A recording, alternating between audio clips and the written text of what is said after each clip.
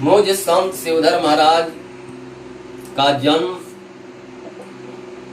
जिला कैमूर, थाना चैनपुर के अंतर्गत अमा गांव में हुआ था।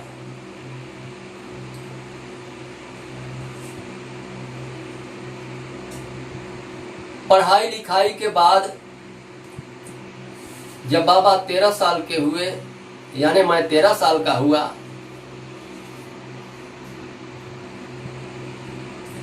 तो हमारे पिताजी जो हैं सुंदर बंद चंदौली सरकार यानी स्वामी श्री कृष्णानंद जी से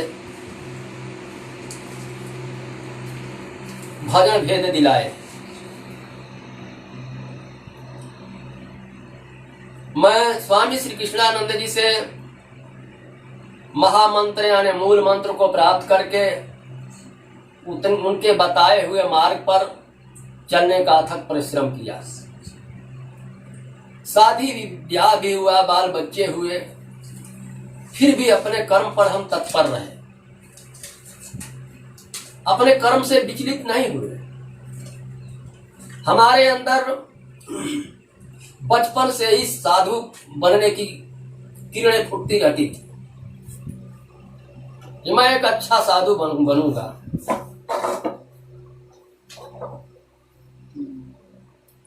सभी बाल बच्चे जब बड़े हो गए, शादी हो गई,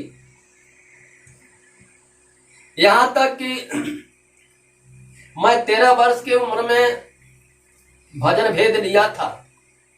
उसके बाद 47 वर्ष जो है परिवार में रह करके ही, माया में रह करके भी माया का त्याग करता था। यानी परमात्मा जो 24 घंटे का दिन रात बनाए हैं, उसको मैं अपने माया में, अपने कुटुंब परिवार में, अपने संसार में, अपने बीवी बच्चों में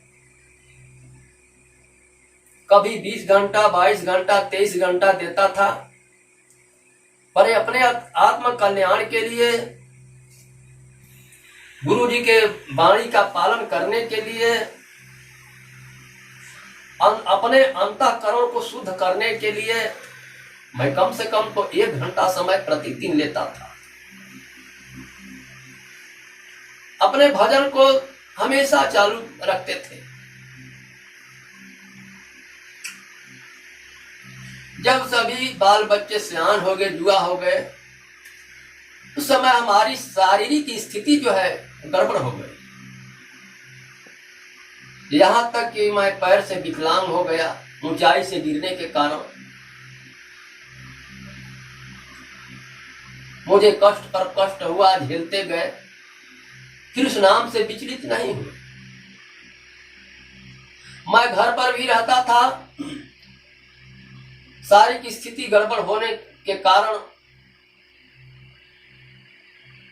मैं कुछ करता तो नहीं था, पर सत्संग जहां भी होता था मैं साइकिल से वहां चला जाता था। पैदल चलने की क्षमता नहीं। मैं जिस संस्था में जाता था सत्संग सुनने के लिए, सुनने को भी मौका मिलता था, सत्संग देने के लिए भी मौका मिलता था।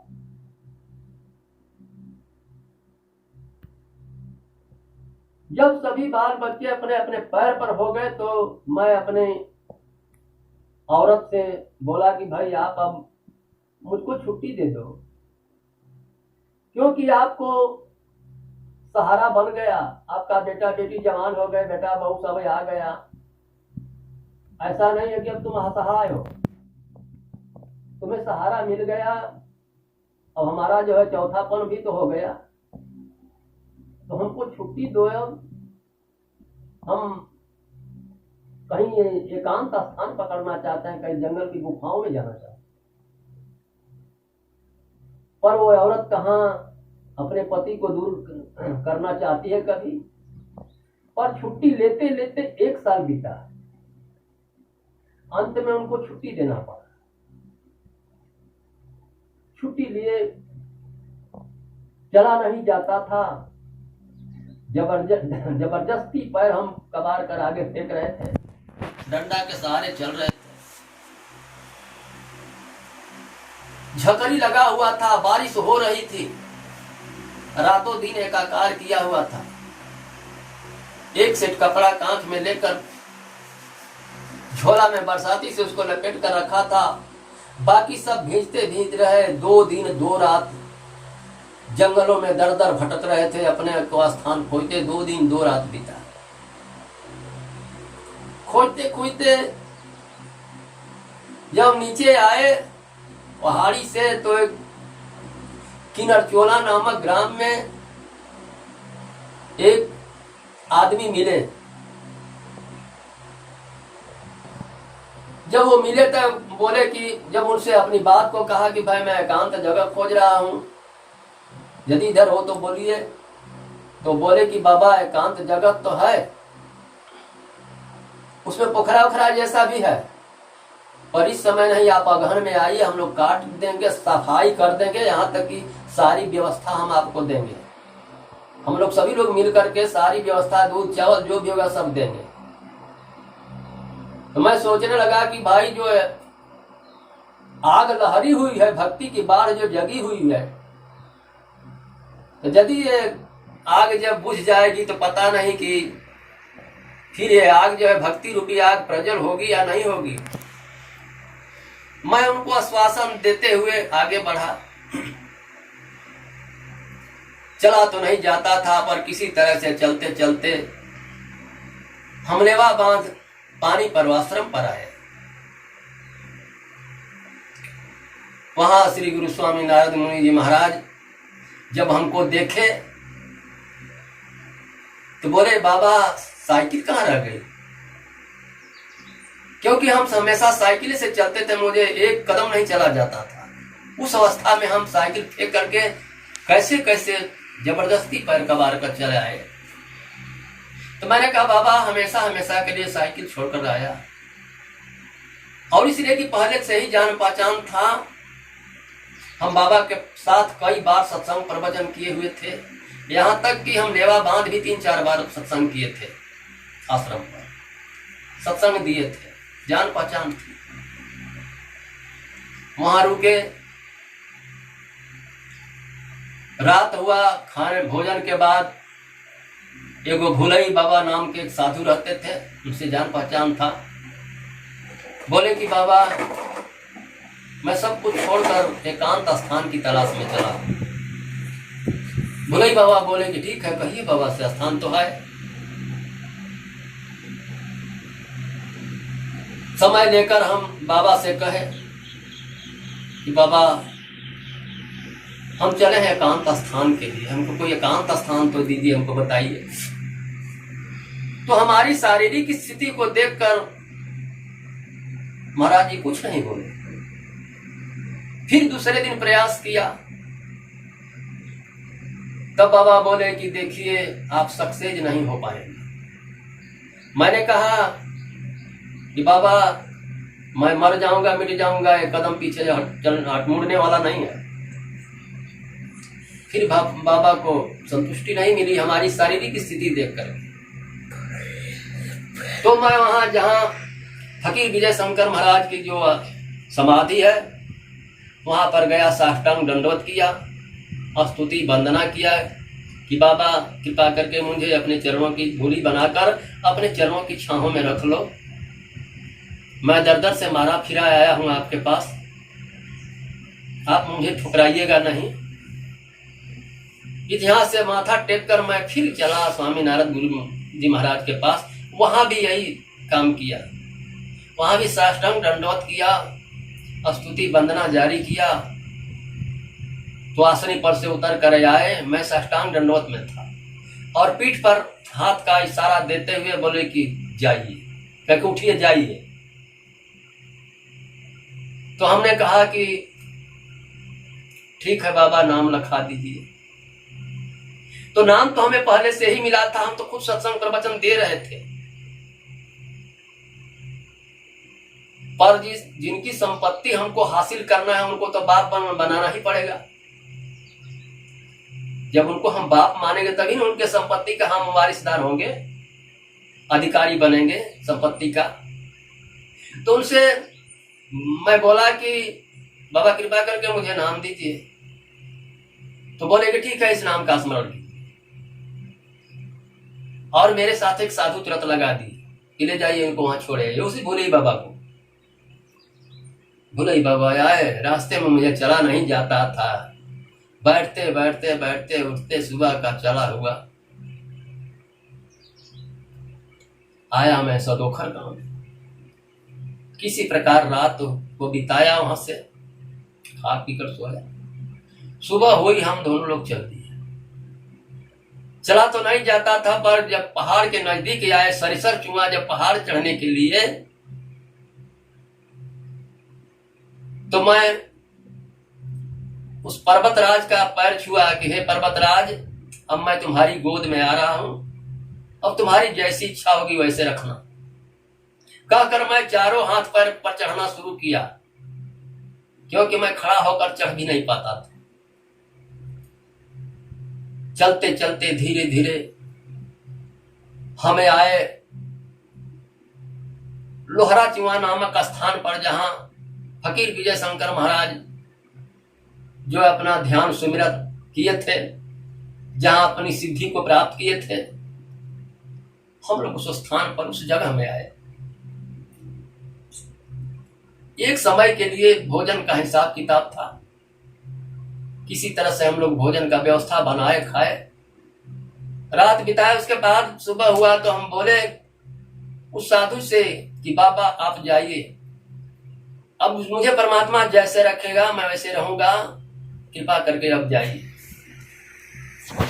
साधु बाबा चले गए। इस जंगल में पत्थर के चट्टान के सिवा कहीं कुछ और फल नहीं था, मिट्टी भी नहीं थी, साधारण बैठने का जगह नहीं था, न एक बित्ता ओढ़ने के लिए था, न बिछाने के लिए था, न ही एक चावल अन्न का कतरा था, और न ही एक डिबरी थी। इस सुनसान भयानक जंगल में जो जानवरों का खान है, जो जहां पर सारे जानवर, मैं पहले ही बताया हूं फकीर साहब की जीवनी में, यहां शेर भी रहते थे। तो हमारे पीरियड में शेर तो नहीं रहा, पर हरहा उड़ार तेरुआ भाल सभी जानवर रहते थे। सभी जानवर से मुलाकात हुआ।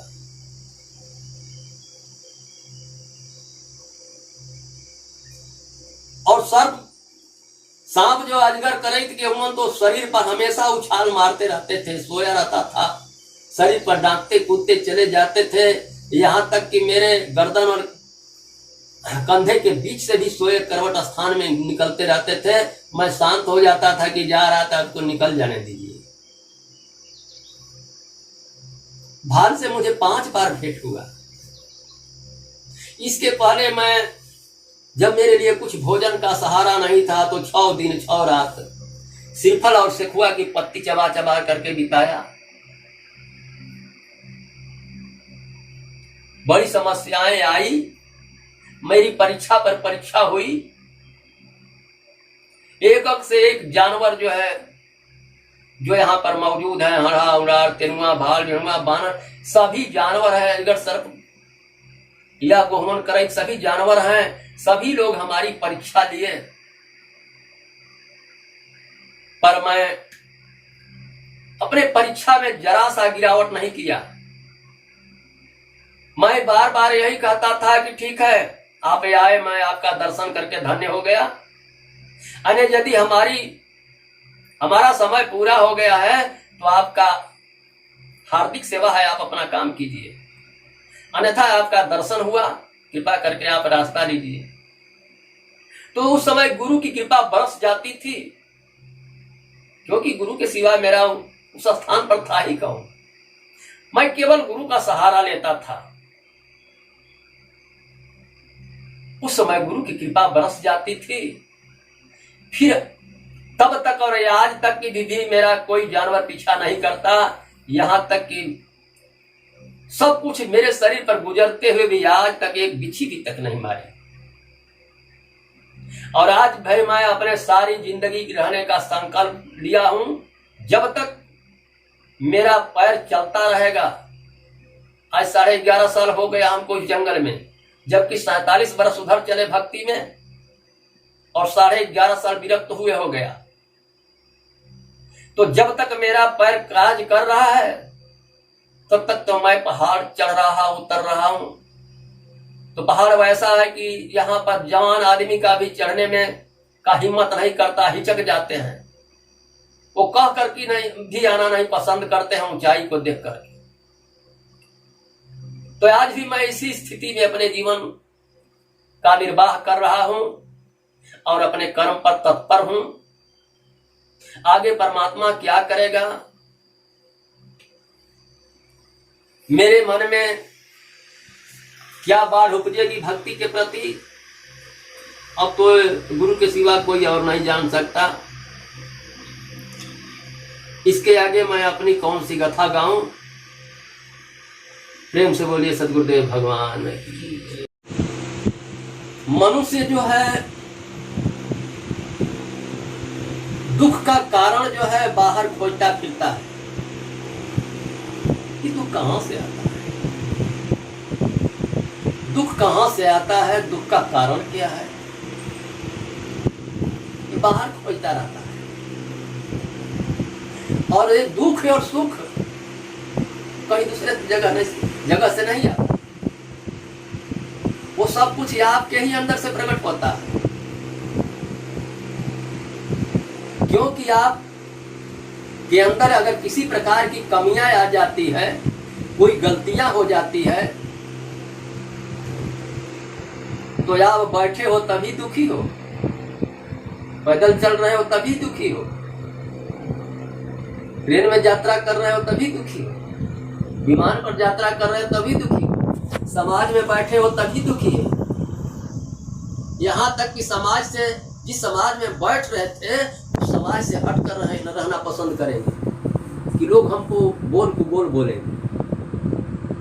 जब आपके अंदर किसी प्रकार की गलतियां कमियां आ जाती हैं तो वही जो है दुख जो है शुरू हो जाता है, प्रकट हो, दुख का जन्म हो जाता है। तो दुख कहां से आता है? दुख आपके अंदर से ही प्रकट होते हैं। दुख का मालिक आप हैं, दुख का कमांडर आप हैं, दुख का स्वामी आप ही हैं। अगर आप किसी का मर्डर कर दिए तो आप तो दुखी हुए और साथ साथ आपका समाज भी दुखी हुआ। कितना उलझन में फंस गया है आपका समाज।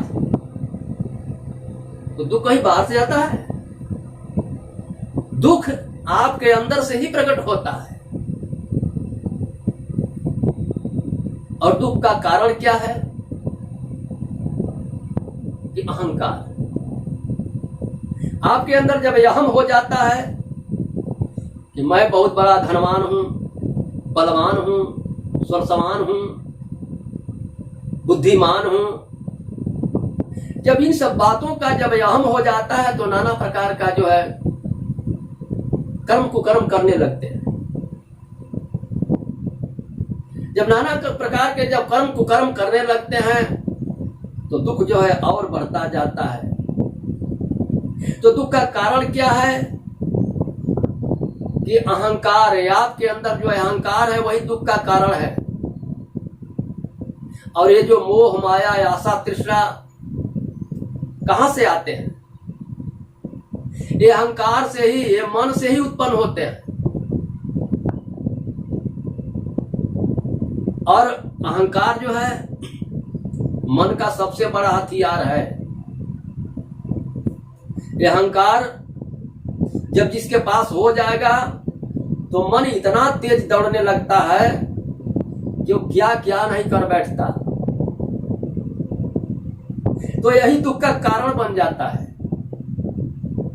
तो अहंकार ही दुख का कारण है। और उसका निवारण क्या है? कि जब आप संतों के सानिध्य में जाओगे, संतों की शरण में जाओगे उनकी वाणी को अमल करोगे, उनके बताए मार्ग पर चलोगे, तो दुख जो है आपका पीछा छोड़कर अपने आप भागने लगेगा। क्योंकि आप सुने होंगे कि अंगुली मार डाकू कितना बड़ा खूंखार था, जो भगवान बुद्ध के शरण में जाते ही पल मात्र में उनका सुधार हो गया, अहंकार उनके अंदर से दूर हो गया, जो कि हत्या पर हत्या करके अंगुली काटकर अंगुली का माला बनाकर अपने गले में डालता था। वाल्मीकि,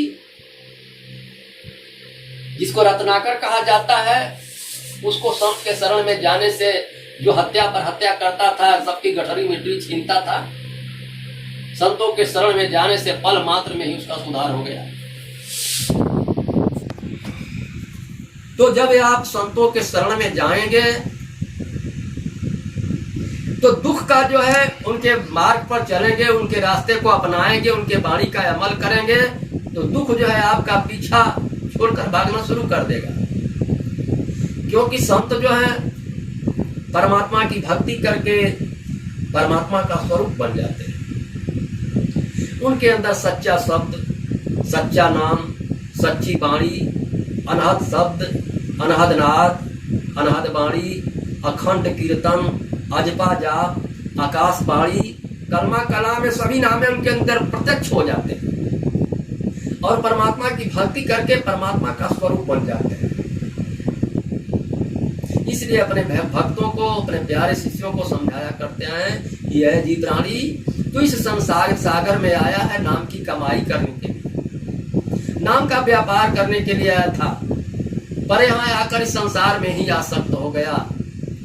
कब तक तू माताओं की तपती भट्टी में तपता रहेगा? कब तक योनियां बदलता रहेगा? कब तक इस असाध रोग में फंसा रहेगा? उठो जागो, उठो जागो और अपने भीतर के, अपने अंदर के सोए हुए आत्मबल को जगाओ, क्योंकि आत्मा में अथाह सामर्थ्य है। आप अपने को दीनहीन मत मानो। आप अपने को दीनहीन मान बैठे तो विश्व की कोई वैसी ताकत नहीं है जो आपको ऊपर उठा सके। अगर आप अपने सत्य स्वरूप, निज स्वरूप में समाहित हो गए, अर्जित हो गए, अर्पण हो गए, तो तीनों लोग की कोई वैसी सत्ता नहीं है जो आपको दबा सके। इसलिए आज और अभी अपने दिल में अटल विश्वास करके निर्णय ले लो कि परमात्मा के सिवा इस संसार मेरा कोई और नहीं, और चल पड़ो संतों के मार्ग पर। संतों के मार्ग पर चल दोगे तो परमात्मा आपको मां के समान अपने सीने से लगा करके, आपका पालन पोषण करा करके, योगी पुरुषों के कार्यकलाप में लगा करके शब्द या नाम धन में विलीन कर देंगे। जब शब्द या नाम धन में आप विलीन हो जाएंगे तो दुख का जड़ ही कट जाएगा, दुख नाम का कोई चीज ही नहीं रह जाएगा, तो फिर सुख खोजने की कोई आवश्यकता भी नहीं रह जाएगी। जब दुख रह ही नहीं जाएगा, दुख का कारण ही खत्म हो जाएगा, तो सुख को खोजना क्या, तो हमेशा सुखी हो। प्रेम से बोलो सतगुरुदेव भगवान।